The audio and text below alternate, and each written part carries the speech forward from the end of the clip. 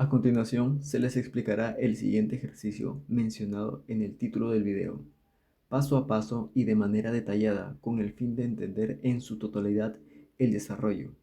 El material de apoyo fueron las tablas del libro, fragmentos de la teoría mencionada en el libro y el manual AISC de la 14ª edición, las cuales mostraremos durante el desarrollo.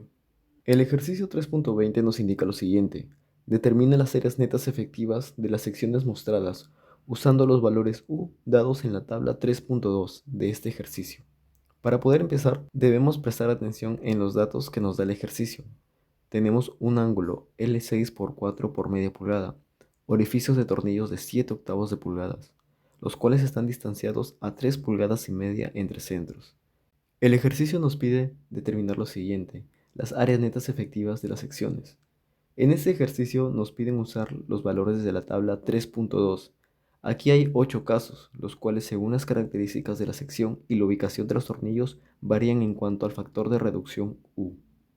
Para poder hallar el área neta debemos recurrir al manual AISC, específicamente en la tabla 1.7, en donde encontramos los siguientes datos. El área es de 4.75 pulgadas al cuadrado. La distancia vertical de la cara exterior de la sección atornillada al centroide es de 1.98 pulgadas. Y el espesor de la sección sería de media pulgada, según lo indica el gráfico.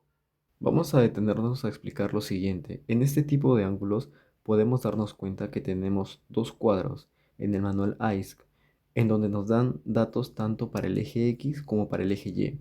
En este caso la sección está atornillada en el eje X, por lo que la distancia desde la cara exterior de la sección hacia el centroide se va a medir en el eje Y.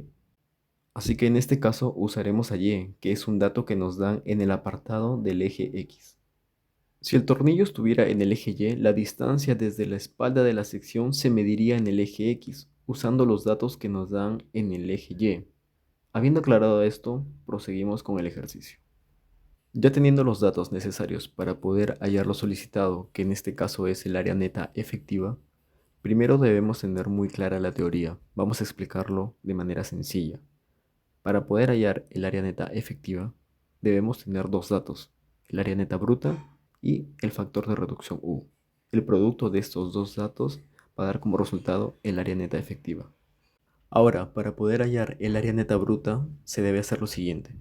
Al área que se nos brindó en el manual AISC en la diapositiva anterior, se le va a restar el área de los orificios que se tenga, los cuales se hallan multiplicando el diámetro de los orificios por el espesor de la sección. A este resultado se le va a sumar cada trayectoria en diagonal mediante la expresión s al cuadrado entre 4g, solo en caso tenga alguna trayectoria diagonal. Pero como este no es el caso, se va a obviar este último dato. Entonces, en base a lo escuchado, vamos a iniciar hallando el área neta de la sección. A 4.75 pulgadas al cuadrado se le va a restar el único orificio que nos indica el ejercicio. Debemos tener en cuenta que la teoría del libro nos indica que a los diámetros de los tornillos se le debe sumar un octavo de pulgada. Esto nos indica el autor. Finalmente, a los diámetros se le va a multiplicar el espesor de la sección, que es de media pulgada, obteniendo así 4.25 pulgadas al cuadrado de área neta.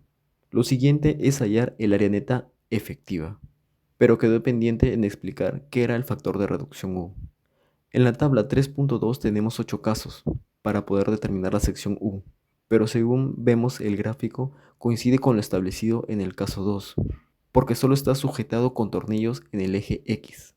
Así que tenemos lo siguiente: U es igual a 1 menos la división de X entre L. Según la teoría del libro, L es lo acumulado entre las distancias de los orificios, obteniendo así 7 pulgadas.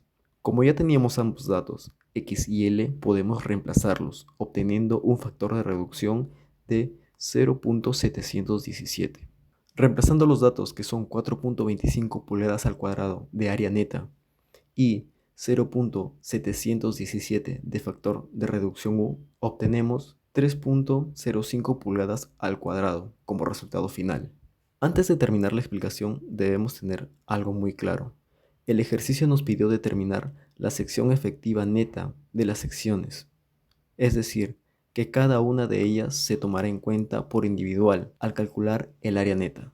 Es por eso que al calcular el área neta se restó solo un orificio de tornillo y no tres. Siempre es importante tener claras las ideas para evitar confusiones. Y pues de esta manera podemos dar por concluido el ejercicio.